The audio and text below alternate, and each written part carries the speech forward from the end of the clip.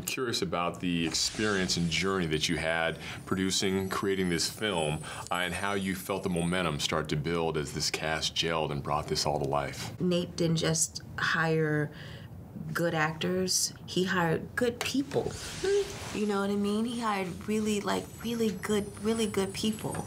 And because he hired good people, you know, it was an ego-free environment. You know, people just wanted to do the work and get it done and then go hang out, and, you know, but they were there. When they were there, they were working really, really hard, no complaining. That was really, really special. I think we've all really appreciated this script and the writing, and that's how I first became interested. And I didn't know the Nat Turner story. I wasn't aware of it, and I love American history.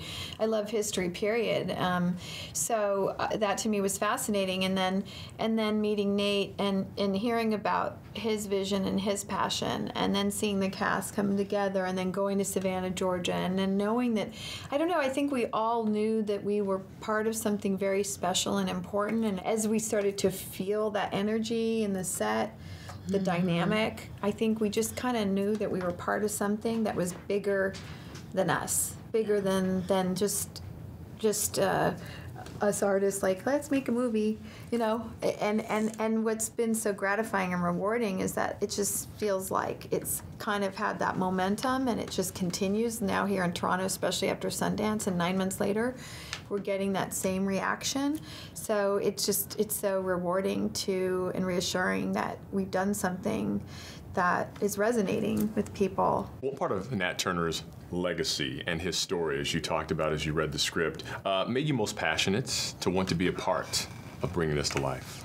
For me, Nat Turner is a personal hero of mine, and he's not someone, his story and these rebellions, people have asked me, like, what kind of research did you do? And unfortunately, there's not a lot of research that I could do about my character, because there's not a lot of data out there. You know, these kinds of acts of aggression, acts of bravery, rebellion, like organized acts of rebellion, they aren't documented. You know, they're not archived, and that's intentional.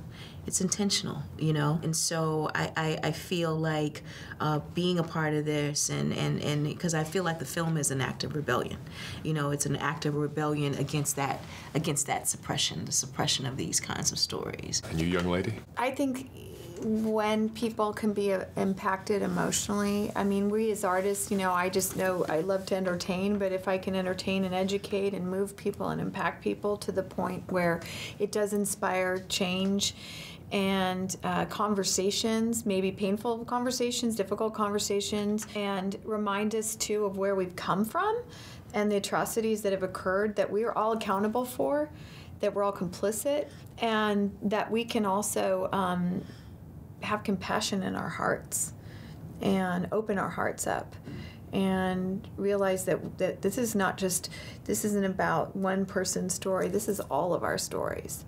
You know, this isn't about Black history. This is American history. And we're all part of it.